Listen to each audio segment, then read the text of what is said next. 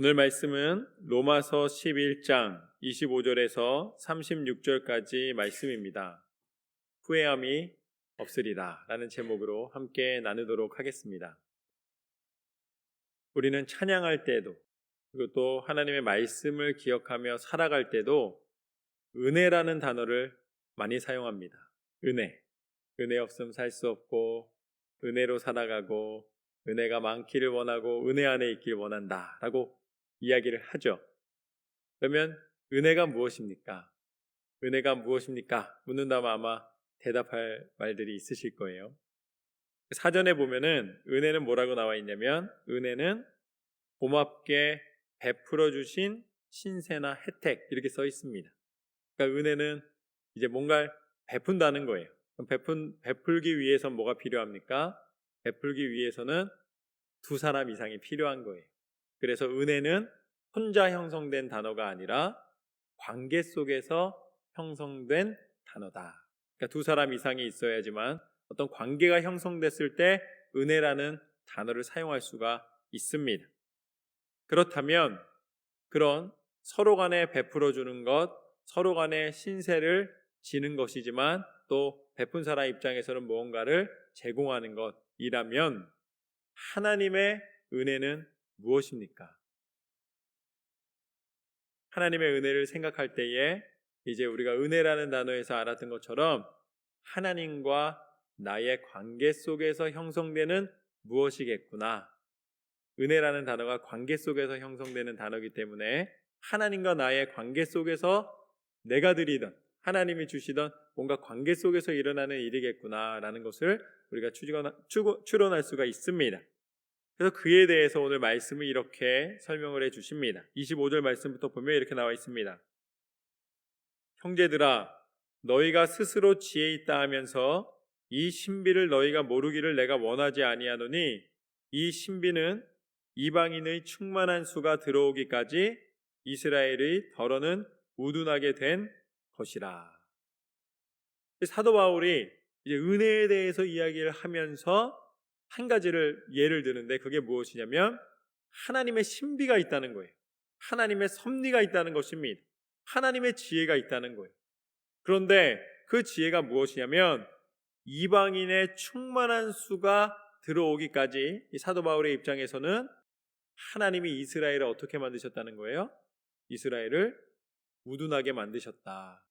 그런데 그 우둔하게 만드셨다는 것은 이 바로의 사건, 그 출애굽 때 바로의 사건에서 보이는 것처럼 그들을 내버려 두셨다라는 것입니다. 일부러 뭘 바보로 만들었다는 게 아니라 내버려 두셨다는 거예요.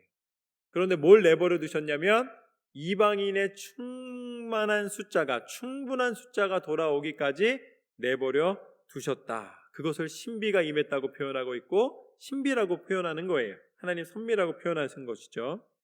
그러면서 26절과 27절 말씀을 보면 계속해서 이렇게 나와 있습니다.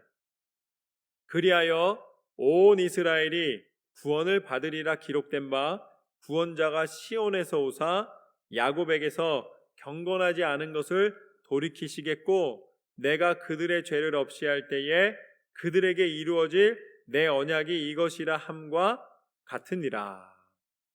사도 바울이 구약의 말씀을 인용해서 그런 신비 가운데 하나님의 은혜, 하나님의 섭리가 드러났다라고 선포를 합니다. 이 말씀은 이사야서 59장 20절 말씀에 있는 것을 인용한 것입니다. 그 말씀을 읽어보면 여호와의 말씀이니라 구속자가 시온에 임하며 야곱의 자손 가운데에서 죄과를 떠나는 자에게 임하리라. 하나님의 신실하신 약속은 구원의 약속은 선포되었고 그 말씀대로 이루어졌다는 것입니다. 그리고 이사야서 27장 9절 말씀을 보면 야곱의 불의가 속함을 얻으며 그의 죄 없이함을 받을 결과는 이로 말미암나니 곧 그가 제단의 모든 돌을 부서진 횃돌 같게 하며 아세라와 태양상이 다시 서지 못하게 함에 있는 것이라. 하나님이 예배를 회복시키시고 하나님의 구원의 섭리 가운데 하나님의 백성을 회복하실 날이 있다라는 거예요. 그런데 그것은 지금 만들어낸 것이 아니라 하나님이 이미 구약에서 약속하신 그 약속이 이루어진 것이고 계속해서 이루실 것이다 라고 사도 바울이 선포하고 있습니다. 하나님은 이 모든 것을 이미 알고 계셨고 지금 현재 그 모든 것을 약속대로 이루셨고 또한 하나님의 섭리 가운데 하나님의 계획이 성취되고 있음을 선포하고 있는 것입니다.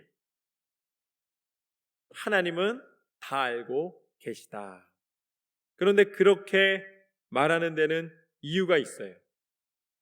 아니, 지금 아직 유대인들 중에서 돌아오지 않은 많은 사람들이 있어요. 그럼에도 불구하고 바울이 이렇게 선포를 하고 있는 것입니다. 그 이유는 무엇이냐면 하나님은 하나님과의 관계 속에서 한번 맺은 언약을 하나님이 끊거나 버리지 않으신다는 거예요.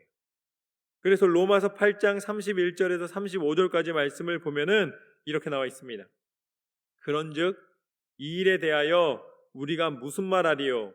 만일 하나님이 우리를 위하시면 누가 우리를 대적하리요? 자기 아들을 아끼지 아니하시고 우리 모든 사람을 위하여 내주시니가 어찌 그 아들과 함께 모든 것을 우리에게 주시지 아니하겠느냐? 누가 능히 하나님께서 택하신 자들을 고발하리요? 의롭다 하신 이는 하나님이시니 누가 정죄하리요?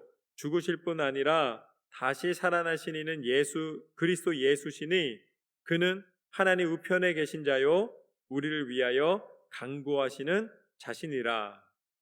누가 우리를 그리스도의 사랑에서 끊으리요? 환난이나 공고나 박해나 기근이나 적신이나 위험이나 칼이랴. 할렐루야. 이것이 바로 하나님께서 그가 이방인이든지 유대인이든지 하나님의 그 신비, 하나님의 섭리 가운데 우리에게 주신 은혜를 빼앗아갈 수가 없다는 것입니다. 유대인들에게 강조를 하고 있지만 이것을 통해 하나님의 신실하심은 변함이 없다는 것입니다. 누가 우리를 그리스도의 사랑에서 끊으리요? 어떠한 환난과 공고나 박해나 기근이나 적신이나 위험이나 칼이라 할지라도 그 모든 것을 베어낼 수가 없다라는 것입니다. 그것이 바로 하나님께서 주신 거예요. 누구도 빼앗지 못하노라. 그것이 오늘 말씀의 첫 번째 교훈입니다. 아무도 하나님의 사랑에서 우리를 빼앗을 수 없다. 이것은 전적인 하나님의 은혜인 줄로 믿습니다. 여러분, 하나님은 여러분을 절대 안 뺏기십니다. 하나님은 뺏기신 분이 아니에요. 유대인도 뺏긴 것처럼 보이지만 하나님 이 바울을 통해 안 뺏겼다고 말씀하고 계신 거예요. 이방인들에 이르기까지 사도 바울을 보내셔서 선교하시고 그 초대교회를 세우신 그 모든 땅에 이르기까지, 그리고 그 이후로 모든 전파된 모든 나라의 교회들에 이르기까지 하나님은 절대 안 뺏기신다고 말씀하고 계세요. 우리가 뺏긴 것처럼 보일 뿐이지 하나님은 안 뺏기셨어요. 그런데 왜 뺏긴 것처럼 보이냐? 왜 하나님 안 뺏기신다 그래 놓고 예수님 믿다가 안 믿는 사람들이 많고 예배 드리다가 예배 안 드리고 다 사방 곳곳으로 흩어진 사람들이 많고 여전히 낙심해 있고 절망해 있는 사람들이 많은 것처럼 보이는가? 그 이유는 분명합니다. 하나님이 빼앗기신 게 아니라 그 사람들이 스스로 그 길에서 벗어난 거예요. 자기가 벗어나 놓고 뺏겼다고 생각을 하는 거예요. 여러분, 아닙니다. 하나님은 뺏기지 않는 분이세요. 하나님 안에 있는 사람을 나가라 하시는 분이 아닙니다. 하나님 안에 돌아온 사람을 절대로 거절하시는 분이 아니십니다. 하나님은 우리를 빼앗기시는 분이 아니라는 사실을 기억하십시오. 스스로 걸어나가지 마세요. 스스로 벗어나지 마십시오. 그러고 나중에 아무리 변명하고 원망해도 하나님은 동일하게 말씀하십니다. 나는 빼앗기지 않는다. 스스로 벗어났을 뿐입니다. 여러분, 하나님께서 뭐라고 말씀하시는가? 오늘 말씀에 28절에서 33절까지 말씀을 보면 이렇게 나와 있습니다. 복음으로 하면 그들이 너희로 말미암아 원수된 자요, 택하심으로 하면 조상들로 말미암아 사랑을 입은 자라. 하나님의 은사와 부르심에는 후회하심이 없느니라. 너희가 전에는 하나님께 순종하지 아니하더니 이스라엘이 순종하지 아니하므로 이제 긍휼을 입었는지라. 이와 같이 이 사람들이 순종하지 아니하니 이는 너희에게 베푸시는 긍휼로 이제 그들도 긍휼을 얻게 하려 하심이라. 하나님이 모든 사람을 순종하지 아니하는 가운데 가두어 두심은 모든 사람에게 긍휼을 베풀려 하심이로다. 깊도다. 하나님의 지혜와 지식의 풍성함이여 그의 판단은 헤아리지 못할 것이며 그의 길은 찾지 못할 것이로다. 아멘. 이 말씀이 이렇게 그 내용이 섞여 있어가지고서는 한 번 읽어서는 잘 이해가 잘 되지 않는 부분이에요. 그런데 쉽게 말씀을 드리면 하나님은 이스라엘을 이미 선택하셨다는 거예요. 하나님께서는 이스라엘을 선택하셔서 하나님 백성 삼아 주셨고 그 이스라엘 백성 안에서 하나님의 약속하신 메시아가 오는 것을 계획만 하신 게 아니라 그대로 실행해 주셨습니다. 그러니까 이스라엘 백성이 선택된 백성은 맞다라는 거예요. 그렇지만 그 이스라엘이 어떻게 됐습니까? 그 이스라엘이 타락했다는 거예요. 우상을 섬기고 하나님을 떠나게 됐다는 것입니다.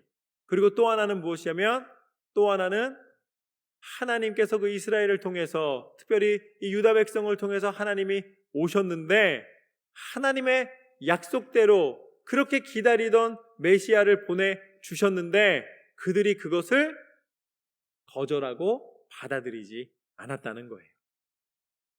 그렇지만 하나님이 여기서 말씀하시는 것은 그러므로 인하여서 이방인들에게 어떻게 됐다는 것입니까? 구원의 복음을 들을 수 있는 기회가 생겼다는 거예요. 하나님께서 그것을 통해서 이방 민족 가운데 사도 바울이 자기가 거기에 쓰임받고 있고 그 일을 하나님이 이루시고 계시다는 것입니다. 그렇지만 또 그 상황 속에서 하나님이 그렇다고 유대 백성을 버리시고 이스라엘 백성을 버리셨는가? 그건 아니라는 거예요. 지금 방금 읽었던 말씀이 그 말씀입니다. 하나님은 이방인도 당신의 백성 삼아주시는 기회를 주시고 또 이스라엘 백성 가운데도 그들을 버리지 않고 다시 그들에게도 기회를 주신다. 그것을 다르게 뭐라고 표현하시냐면 하나님은 은사와 부르심에 후회가 없으시다라고 표현하시는 거예요. 내가 너희를 불렀지만 때로는 너희가 넘어지고 연약한 가운데 있지만 그래도 너희가 다시 돌아왔을 때 나는 너희를 안아줄 것이며 내가 너희를 부른 것을 후회하지 않고 있노라. 왜냐하면 민수기 23장 19절 말씀에 보면 하나님은 이렇게 말씀하십니다. 하나님은 사람이 아니시니 거짓말을 하지 않으시고 인생이 아니시니 후회가 없으시도다. 어찌 그 말씀하신 바를 행하지 않으시며 하신 말씀을 실행하지 않으시랴. 할렐루야. 여러분, 하나님이 후회가 없으시다는 것은 우리가 후회할 것이 없다는 것을 의미합니다. 여러분 인생 가운데 때로는 이렇게 생각할 때 있어요. 아, 내가 이렇게 살아가는 날 동안에 내가 잘못 살아서 지금 이렇게 됐다. 아니면 내가 이것을 좀 이렇게 했으면 더 좋았을 것을, 내가 이렇게 했었으면 이랬을 텐데, 아, 내가 왕년에는 이랬는데, 여러 가지 과거에 막 요것만 했으면 잘 될 것처럼 생각하는 것들 있잖아요. 여러분, 돌아가서 그렇게 돼도 잘 안 돼요. 그런다고 바뀌는 거 아닙니다. 그렇다고 또 그때 뭐 때문에 지금 내가 막 후회할 일들이 있잖아요. 그렇지만 여러분 아니에요. 하나님은 지금 현재 여러분에게 가장 적절한 하나님의 섭리 가운데 여러분을 이끌고 계시고 채우고 계시고 인도하고 계신 줄로 믿습니다. 하나님은 분명히 말씀하십니다. 나는 후회하지 않노라. 하나님의 사람은 후회하는 인생이 아니라 하나님께서 주시는 것을 감사하는 인생이고 그것을 통해 하나님이 행하실 일을 기대하는 인생인 줄로 믿습니다. 그것이 바로 오늘 말씀의 두 번째입니다. 하나님의 은혜 안에 있으면 후회할 것이 없노라. 하나님의 후회가 없으시다는 것은 하나님은 실수가 없으시다는 거예요. 여러분의 판단으로 실수라고 판단하지 마십시오. 여러분의 판단으로 후회하지 마십시오. 하나님의 긍휼과 하나님의 사랑은 완전한 것인 줄로 믿습니다. 여러분을 이끄시는 하나님의 손에 끊임없이 믿음으로 나아가시기를 소망합니다. 마지막으로 34절부터 36절까지 말씀을 보면 이렇게 나와 있습니다. 누가 주의 마음을 알았느냐? 누가 그의 모사가 되었느냐? 누가 주께 먼저 드려서 갚으심을 받겠느냐? 이는 만물이 주에게서 나오고 주로 말미암고 주에게로 돌아감이라. 그에게 영광이 세세에 있을지어다. 아멘. 결국 하나님께서 뭐라고 말씀하십니까? 모든 것이 하나님의 은혜 안에 있노라. 누가 주의 마음을 알겠느냐? 누가 그의 모사가 되겠느냐? 누가 하나님의 계획을 깨달으며 하나님이 우리를 사랑하시는 그 마음의 깊이를 측량할 수가 있겠냐는 것입니다. 누가 주께 먼저 드려서 갚으심을 받겠느냐? 여러분, 우리가 아무리 노력해도 하나님께 드릴 게 없어요. 왠지 아세요? 원래 하나님 거예요. 하나님이 베풀어 주셔서 그거에 대해서 우리가 드릴 거는 물건 갖다 드리는 게 아니에요. 원래 하나님 건데 다시 드리면 그거 원래 내 건데 그러시면 어떡하실 거예요? 여러분, 우리가 드리는 건 무엇인가? 여러분의 심령의 믿음이라는 사실을 기억하십시오. 그래서 많고 적고 아니면은 더 크고 작고 아니에요. 하나님은 여러분의 중심이 하나님을 진정으로 사랑하는 그 마음을 받기를 원하십니다. 하나님은 그 중심을 보신다고 분명히 말씀하십니다. 우리가 하는 게 아닙니다. 우리가 만든 게 아닙니다. 이는 만물이 주에게서 나오고 주로 말미암고 주에게로 돌아감이라. 오늘의 세 번째 교훈은 무엇인가? 만물은 하나님의 은혜로 시작하고 하나님의 은혜로 마무리되노라. 여러분, 은혜의 시작이 무엇입니까? 은혜의 시작은 하나님의 창조입니다. 여러분을 호흡하게 하시고 여러분이 이 땅에 존재하게 하시는 그것 자체가 은혜인 줄로 믿습니다. 여러분이 호흡하지 않으면 지금 이거 들을 수도 없고 우리가 계획할 수도 없는 거예요.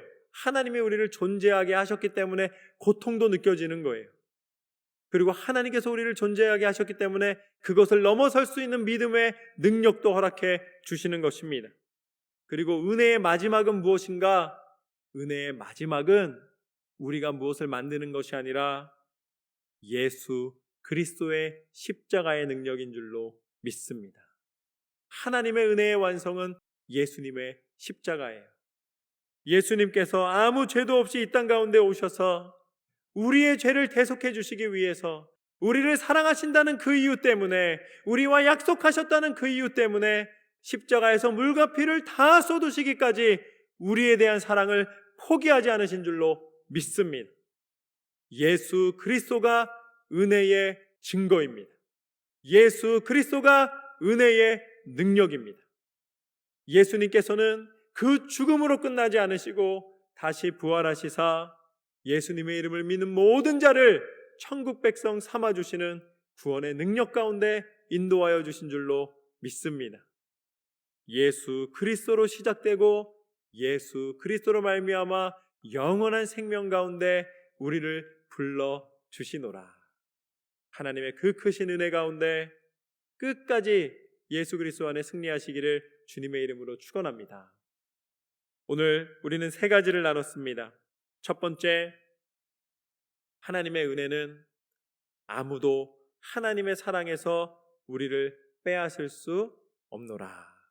아무리 사단이 우리를 공격해도 하나님의 은혜 안에 하나님은 우리를 뺏기지 않으시는 줄로 믿습니다. 두 번째, 하나님 은혜 안에 있으면 후회할 것이 없노라. 하나님은 실수하시는 하나님이 아니십니다. 완전하신 하나님의 말씀의 능력 가운데 날마다 든든히 서나가시기를 주님의 이름으로 축원합니다. 마지막으로, 만물은 하나님의 은혜로 시작하고 하나님의 은혜로 마무리하노라. 그리스도 예수 안에 우리의 소망이 있음을 믿고 끝까지 승리하시는 저와 여러분의 삶이 되시기를 주님의 이름으로 축원합니다.